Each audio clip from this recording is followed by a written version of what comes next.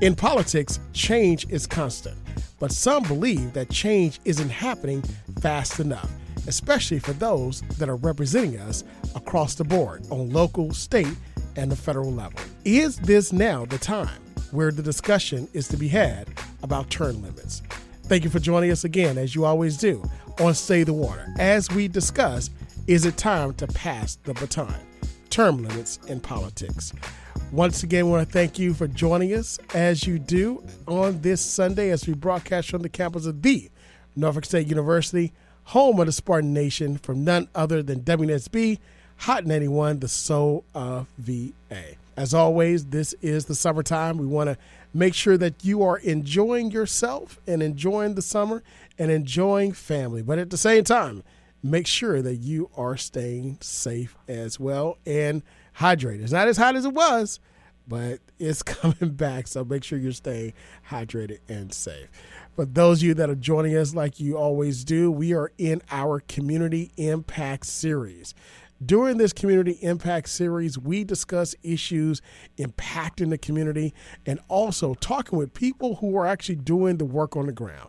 This summer, we've had many guests on the show, and we're going to continue that all the way for the rest of this month and into the month of August.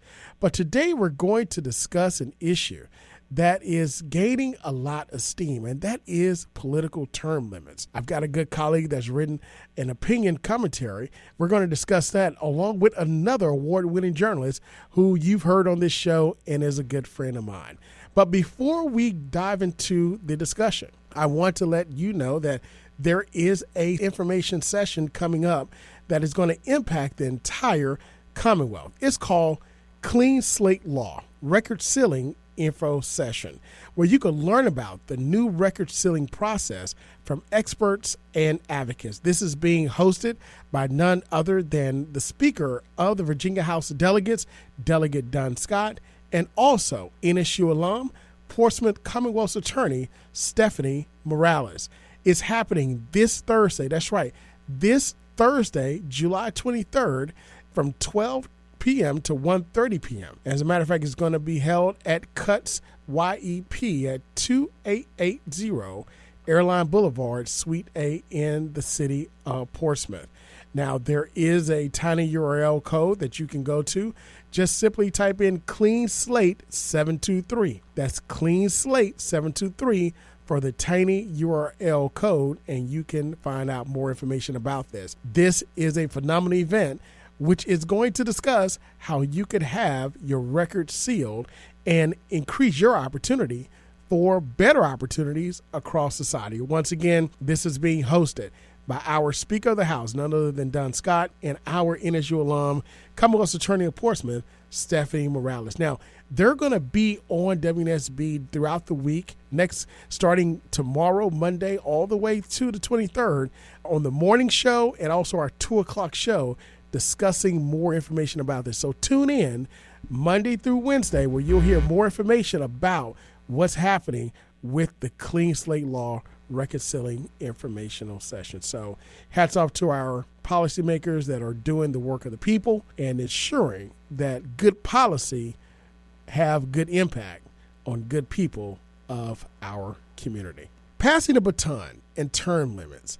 Sometimes a person is elected and they have all black hair, and when they actually leave office, all their hair is all white. Some people believe that this may be a time where they're not representing the people and the voice of the generation.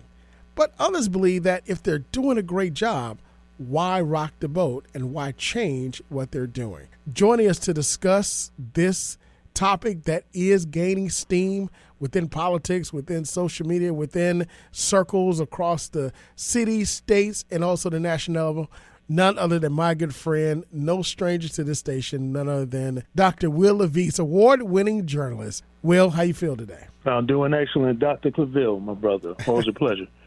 Absolutely. Listen, you're doing great things, traveling around the world, living overseas, here in the States.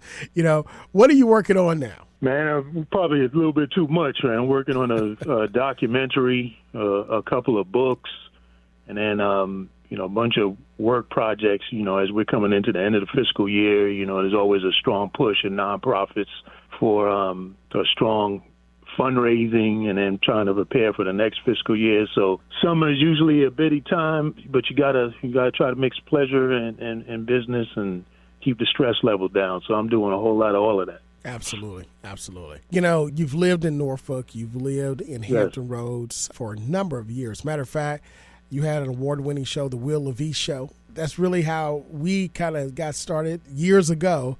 Yeah, you're one of the key contributors. Absolutely. Man, look, can you believe it's been over a decade and a half ago? Yeah, man. I'm feeling it in my bones, in my knees. Yep, I'm feeling it. Yep. Yeah, man, look, you, Barbara Ham-Lee, Lisa Goley, you know, again, I always give a shout-out to you three because you guys really helped pave the way, you know, for my show, a lot of other shows, a lot of young journalists, podcasters now, and radio personalities, and TV personalities out there. The work that you guys have did was tremendous and are still doing. Appreciate that. You're doing an excellent job, so I appreciate that shout out. I appreciate the love. But, you know, it's not just what you hear, but it's also about what you read. And you played an intricate part in journalism here in Hampton Roads. And during your time here in Hampton Roads in journalism, you actually served a key role as a journalist for the local Norfolk paper here. Yeah, I mean, I was actually on both sides of the peninsula. I was on the peninsula and then also on the south side. So I was with the Daily Press as a columnist. That's when I first came to Hampton Roads. And then, you know, I was recruited away and then I was recruited back and I became the editor and eventually even the publisher of a startup Mix magazine, which was of the Virginian Pilot. And that's a lot of when I lived in Norfolk, I lived in Suffolk, you know, so I was on the south side of the bridge. And that's a lot of when I actually came in contact with Paul Riddick. So yeah, as a matter of fact, you know, I wanted to give you an opportunity to recognize a giant in politics. You know, in our 1230 show, the Clever Report, we're doing a more extensive deep dive into his life and legacy. But because you were here and you actually helped to cover some of what was happening, you saw the change from 1982 to 2022, the time that Paul Riddick, longtime Norfolk City Councilman, served representing Ward 4, where Norfolk State University sits in Ward 4. Tell us a little bit about that time period, some events that you covered during this time with the NAACP and also his time in the city council. Well, I was in the area sort of in the 2000s, like around I came to the Daily Press, I believe is around 2003-ish or something like that. And then I came back at Mix Magazine was around approaching 2010 because I was blessed to be able to cover the first election of President Obama. I was actually in the stadium in Denver, and I went and I covered his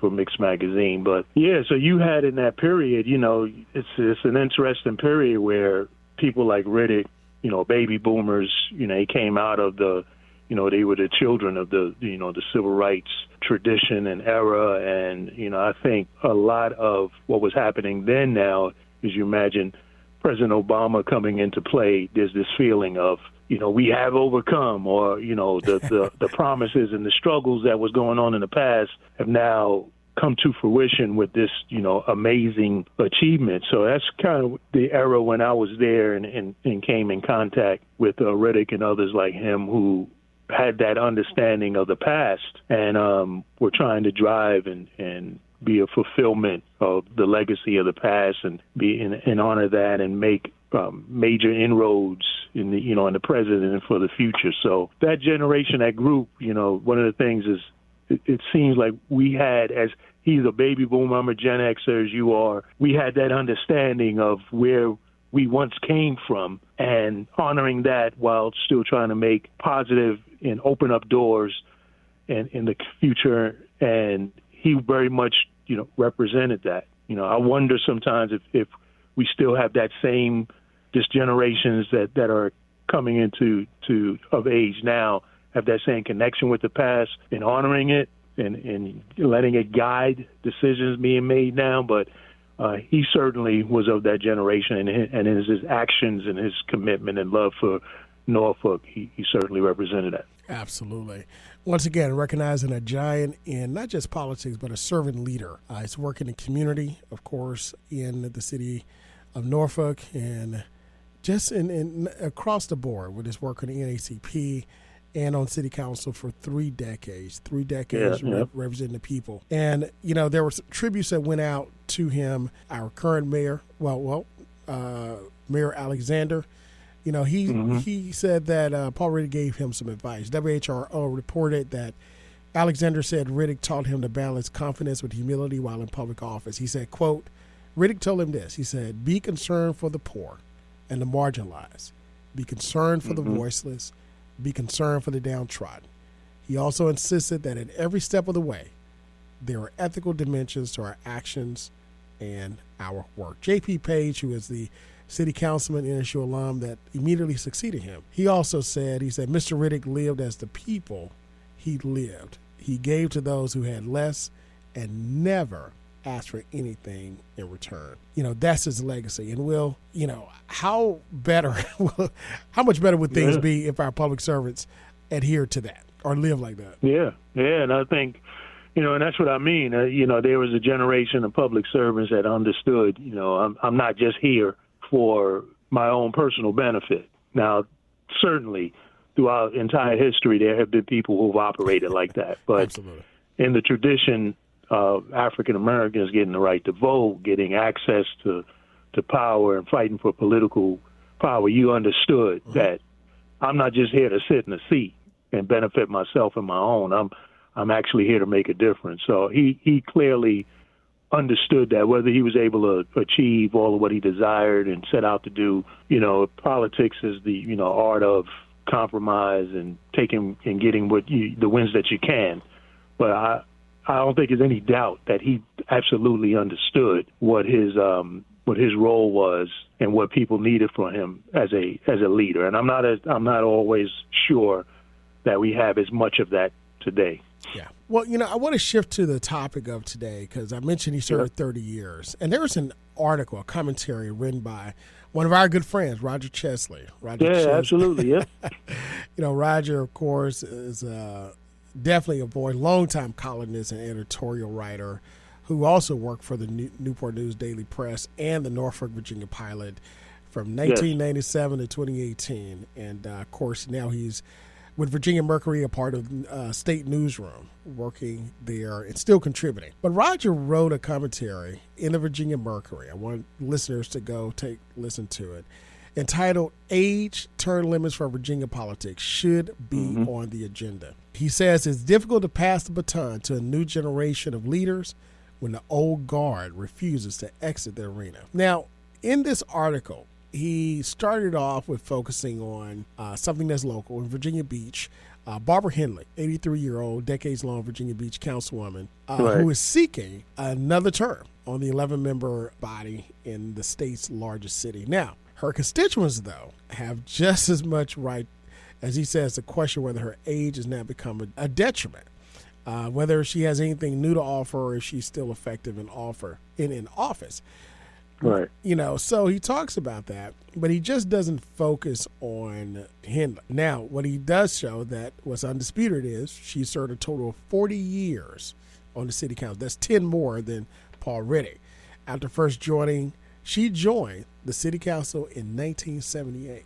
That was the year Roger mentioned that after he graduated high school, he says his 50th class reunion is actually next year. And when I think about 1978, Will, I was 3 years old in 1978.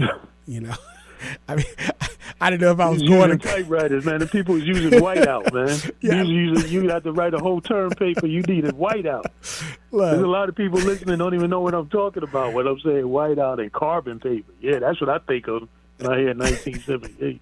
Hey, not only that, Will, but you actually had to know how to type. It was called keyboarding. Keystrokes. Where you had the typewriter was literally a typewriter. It would go ding, and you have to slide it back. I was taught on a typewriter. How to actually type. But he doesn't just focus on Barbara Henley, even though that's the race that's up and that's the topic of the day. Right. But he also went through the state and looked at some other persons. I want to highlight some other public servants in the state that he highlights that are long-serving members and up in age. Roger Atkins, longtime member of Wise County Board of Supervisors, and that's on the other side of Virginia. He turns 92 this year, and his current term runs until 2029. Now, Pat Woodbury out of Newport News, I knew Pat Woodbury when she served on the city council. She served 16 years, and she was 88 when she decided not to run for re-election in 2024. I remember that. Right. Also, our NSU alum and, dare I say, the most powerful person, if not one of the most powerful persons in the Commonwealth of Virginia, Senator Louise Lucas, state senator out of Portsmouth.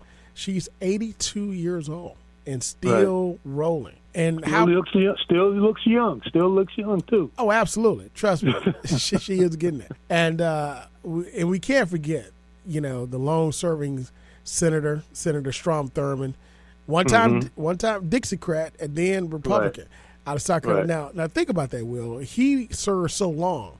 He was in one party and changed to another party. In fact, he might have been in the Civil War. He'd been there so long. I'm telling you, but he served, and it was of course famous, 100 years old. He was in office in 2002, and later suffered some health problems in his later years. But again, 100 years old, still being able to have faculty of mind to be able to come to work. He died in 2003, a few months after his final term ended. But then we talk about individuals who are serving that don't have the capacity while they're in office. I want to highlight a couple of individuals on the national level. California, Senator Dianne Feinstein, who was 89 at the time. And even if you didn't know the inner workings of her office, with staff members, she was obvious. You could tell, that unfortunately loss of memory problems, dementia had taken a toll on her. And she was shockingly diminished. As a matter of fact, she returned to her job after a 2-month absence in 2023. She was in a wheelchair at the time and hospitalized. But as a 6-term state U.S. senator, which we know is 6 years, so she has served a total of 36 years. She refused to retire.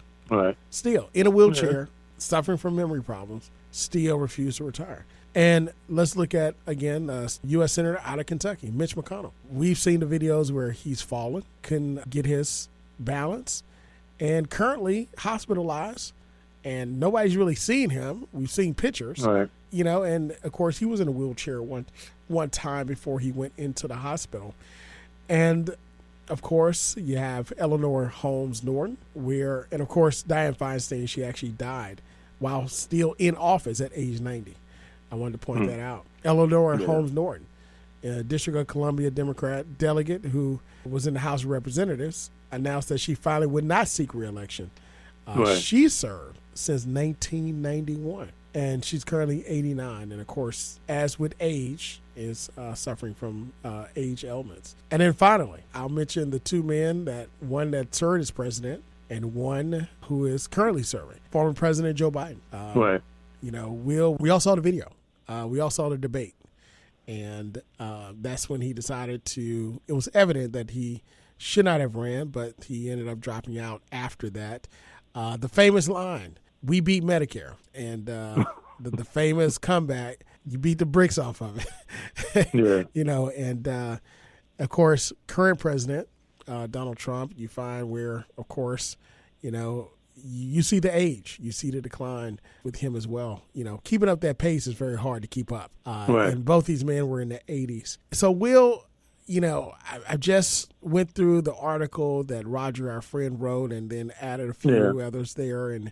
And we see where individuals from here in the state of Commonwealth of Virginia to South Carolina to California to the U.S. to Kentucky to the White House and everywhere in between, we've got individuals that are in their later years that are serving decades upon decades upon decades, some experiencing obvious health problems that are refusing to step down.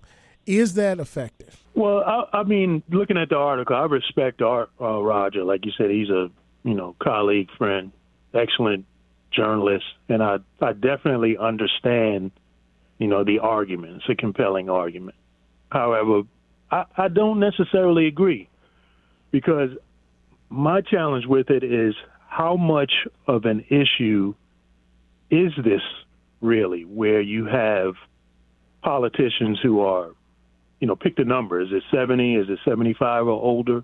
What is the percentage? When I look it up, like, for example, in Virginia, the General Assembly, I think it's maybe 10, 15%, maybe. The vast amount of politicians are in their, 50s and so.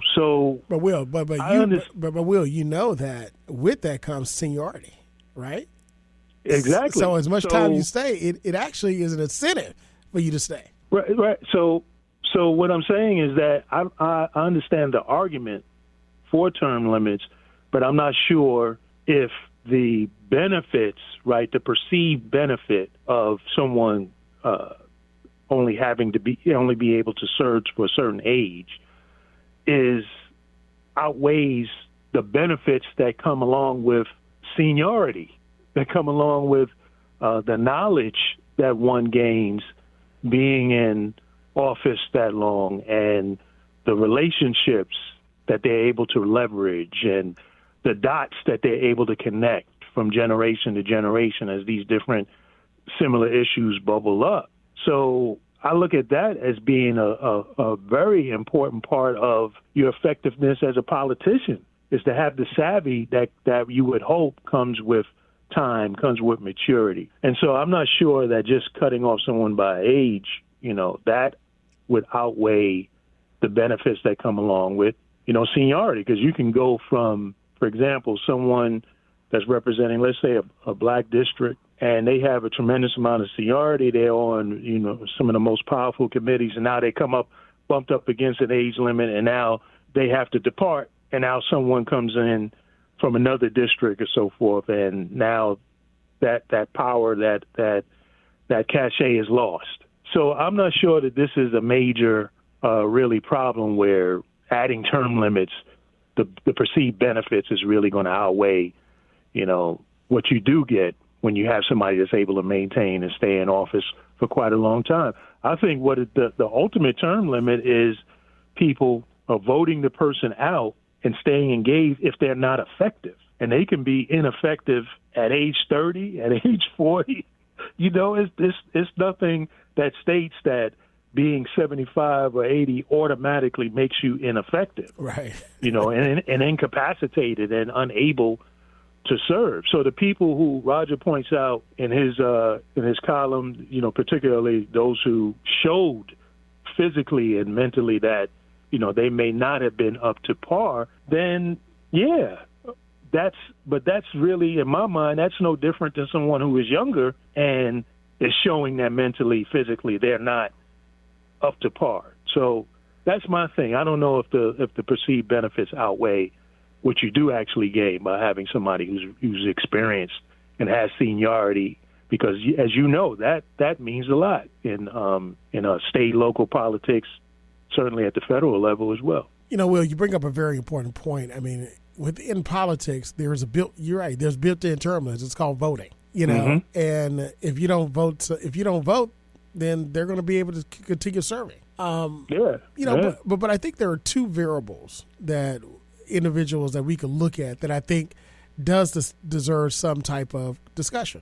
What about when someone, like I said, you see the diminishing physical or mental capacity, or they're not really able to carry out the day-to-day, such as former Senator Dianne Feinstein, who actually passed away, or you see Mitch McConnell now, who is in the hospital we haven't seen, right. or you see the representative out of, I think it was New Jersey, that disappeared because he was experiencing some mental health issues. And right, or Fetterman right. out of Pennsylvania, who is far younger. Exactly. Right? So the point is, all right, do they have the mental capacity, the physical capacity, to do this work, to serve? And I'm not, I'm arguing that, yes, age is absolutely a factor, because all of us are going to get older, and the ultimate term limit is when God says your time is up, that it's time for you to come home, or it's time for you to, go away from me, go to that other place, right? So we know that is absolutely a factor, yes. But I think the determinant factor should be, at any age, are you showing the ability to handle the demands of the office? And I think that in the case of, for example, Biden, we began to see, no, this is a problem. And then you can say, yes, it was tied to age, but I would argue that somebody was 33 years old or 35, and president and behaving in that manner should have gotten the same kind of pressure that, no, you don't need to be running because you're not showing that you have the ability to handle this job. Will, when we talk about term limits, like I said, I mentioned the built-in, I believe, I agree, right. That just vote. I think there's already built-in ability for term limits. So I don't think you should put term limits on just regular offices. But when someone doesn't have the ability to do it, there's got to be a conversation. We got what's called a recall. You've got party members that can say, hey, this person needs to go. But what about when you're trying to keep somebody in the seat because you got a different party, you got a governor of a different party that can appoint someone to that Senate seat that may take that seat away, such as we have in Kentucky. Yeah, I think that's all part of the democratic process. That's part of the, the pluses and minuses, the win and the losing. I think that's all part of the deal. So you're going to have situations like that. And I think that's why I say that the key to me is voter engagement. The more people are engaged and paying attention. Look at what happens. I think in Virginia is like 70% of eligible voters are registered. Wow. But then turnout is consistently, fluctuates no higher than 50%. That's true.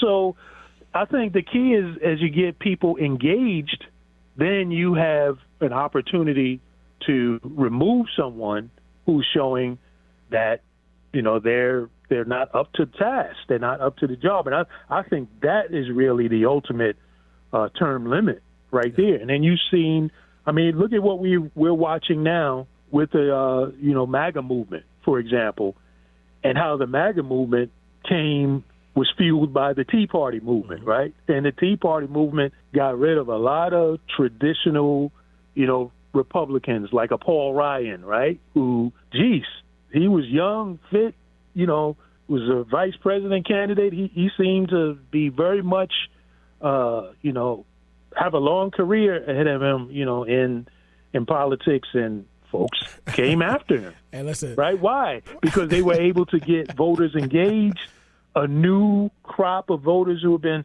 on the sidelines, right? I think that's what to me is the ultimate, term limit. And interestingly now it seems like the Democratic Party is going through a similar turnover process. It kind of started with the Occupy Wall Street movement that fizzled a little bit, but it didn't die apparently. And now it's, we're seeing a strong progressive, democratic socialist movement going on where they're coming after these so-called traditional Democrats that people are dissatisfied about what they're not delivering. Yeah. So I think that ultimately, to me, is what it is people being engaged. And if you feel like your politician is not responding to you, not delivering, or not up to mental or physical capacity, then put another politician in their place. That's it. So the key is go out and vote. And yes, don't look for Mitch McConnell to go anywhere anytime soon. So, Will, listen, it's always a pleasure, man, to have you on. And look, we've got some projects coming out as well together. We're going to let the listeners know pretty soon. But as always, man, looking forward to it, man.